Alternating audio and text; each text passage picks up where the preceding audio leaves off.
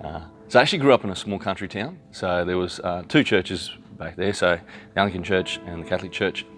So, but even as I was growing up, a lot of people actually went to church and then went on to boarding school, still had to go to church. So grew up in church and always knew that there was God. And then probably through my teenage years, went through, I guess, what a lot of teenagers do with a lot of social pressures and that. But probably around 14, 15, that's when I started sort of smoking and drinking. And like with any type of sin, it wasn't, a pack a day or a bottle a day. It was just 1 or 2 here or there, getting drunk with, friends on, on a Friday night or something like that. So, and then just as I got older, that just became more and more. And then eventually left school, finished school, and then I thought, that's it, never darkening the doors of a church ever again. I don't ever have to go again. And then, so that was it. And then 4th week of my university studies, I was in an accident, so where 2 girls passed away. And so I got a broken jaw in 2 places, lacerations down my arm, busted hip in 4 places. I was urinating blood for a couple of days. So I was lying in a hospital bed for 4 weeks. And during those 4 weeks, every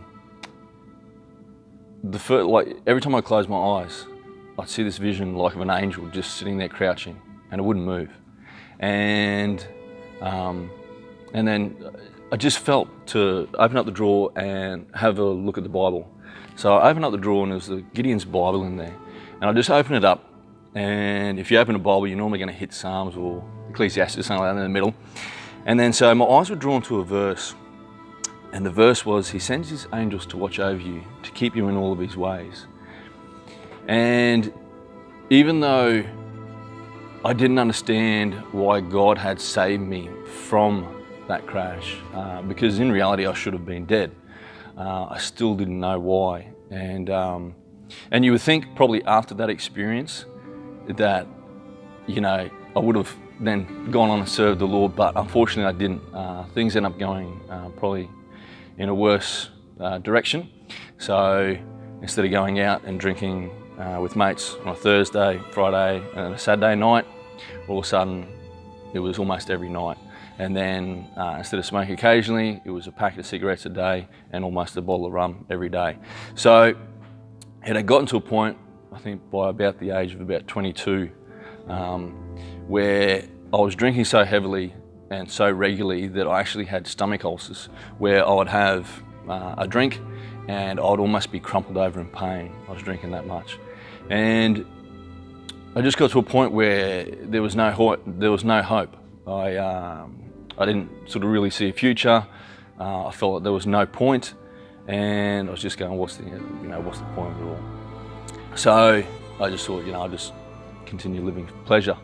So, and then I ended up meeting a girl. So it's 5 o'clock in the morning outside of a nightclub, and myself and another mate, I said, I'm going to jump out in front of the next car and just get them to give us a lift back up to where we were staying. And anyway, so I did that, jumped out in front of the car, got them to give us a lift, and then I gave my number, and I wrote my number down and said, give me a call. She didn't give me a call, strangely enough, but we ended up meeting later on, and we started dating, and went back out home. And when we were back at home, we were out there for probably about a month or so, and then a small little church, a Pentecostal church, I started there, and she started going to church. And then so one day she came back and she said, I can't be with someone who's not serving the Lord. I can't be unequally yoked. And I just saw red.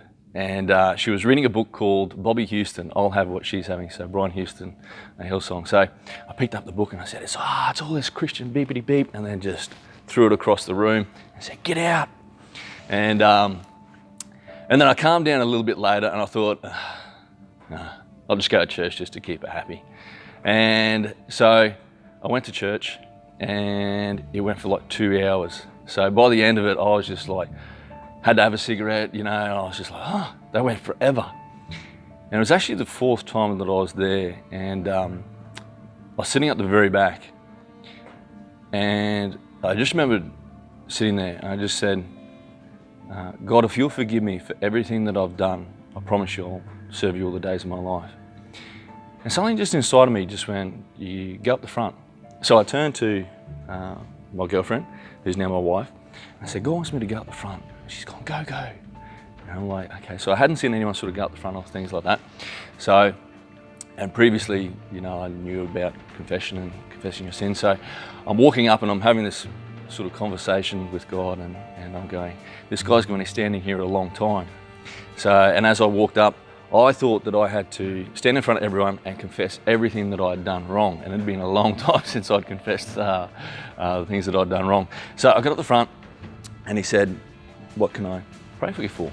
And I said, I've come to confess my sins. So, but instead of turning me around and getting me to confess all my sins to everyone, he led me through a very simple prayer. And in that prayer, I acknowledged my sin, that I'd sinned against God. I acknowledged also that I believe in Jesus Christ, that I believe that he died for my sin and that he rose again on the third day.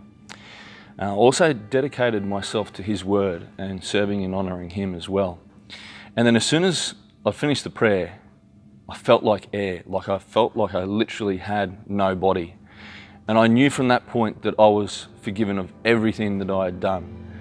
And there was nothing that I could have done to even receive that. So I had this just insurmountable joy, a joy that I had never ever experienced, and it can never ever be received, and it only comes from God.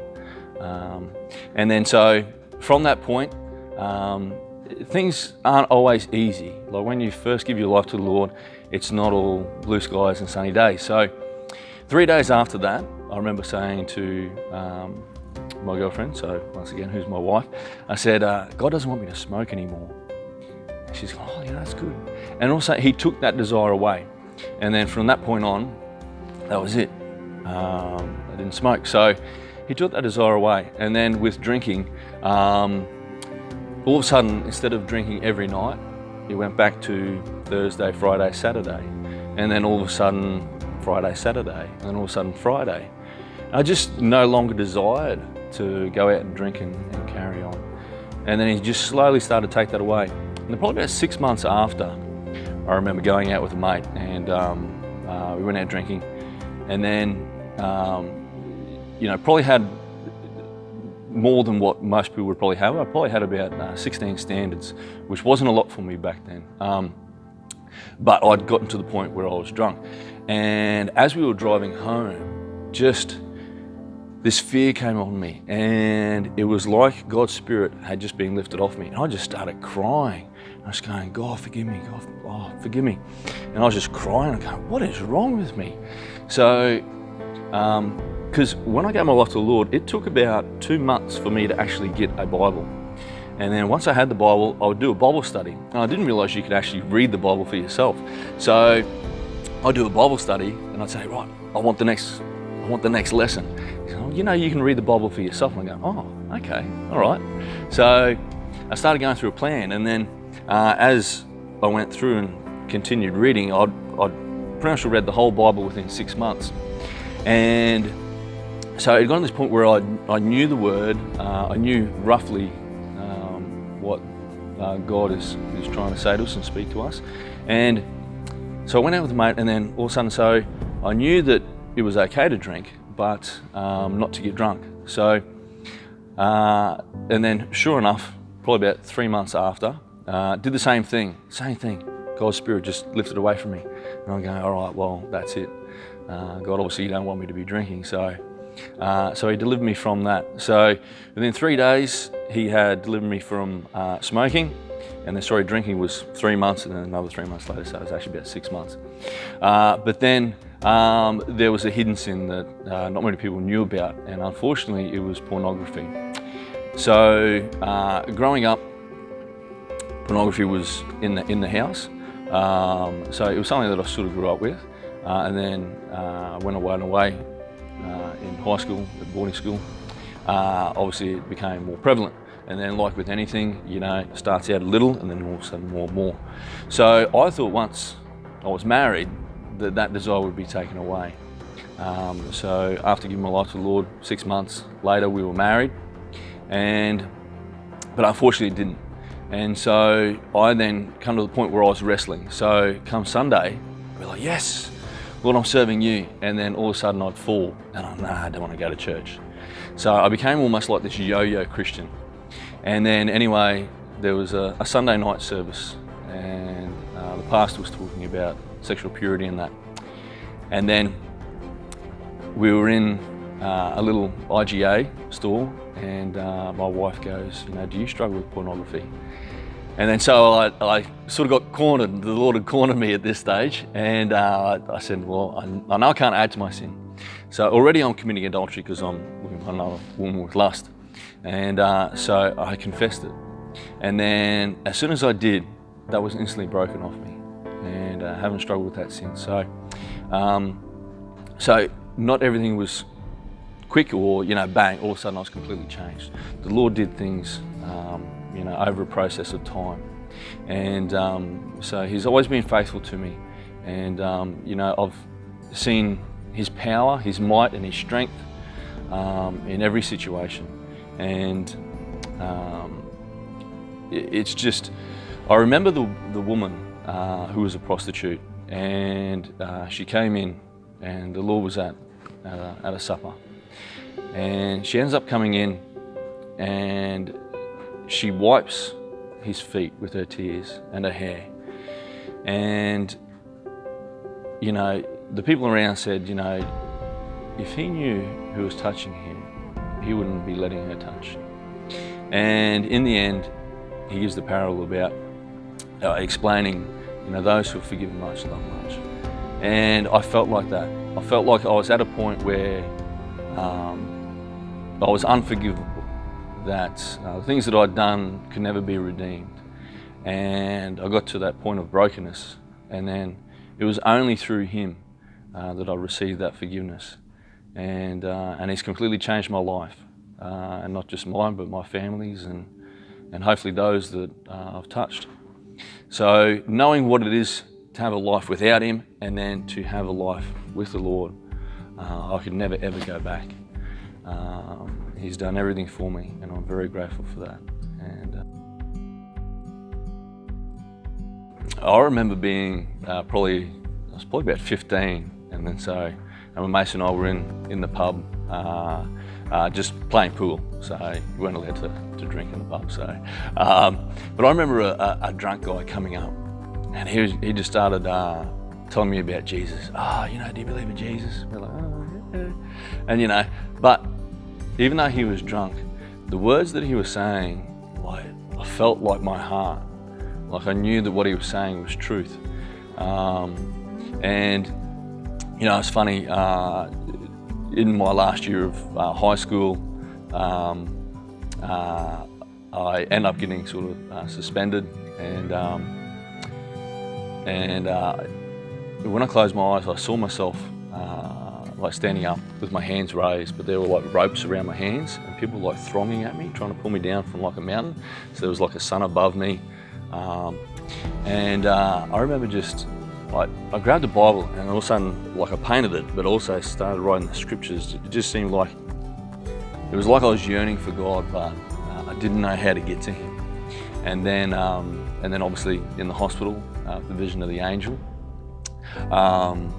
But also when I was at uni, before that accident, there was a young woman who was there, and we're all 18, and she was 18, and then I found out she was married, and I was like, why are you married,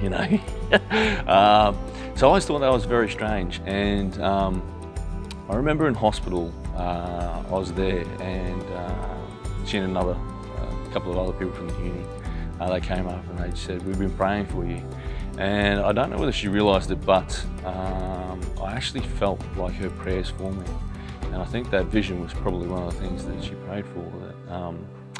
So I just remember that. I remember the power. So yeah. And then just from that, God has just placed amazing men and women in my life that have encouraged me to continue serving on for Him. And yeah.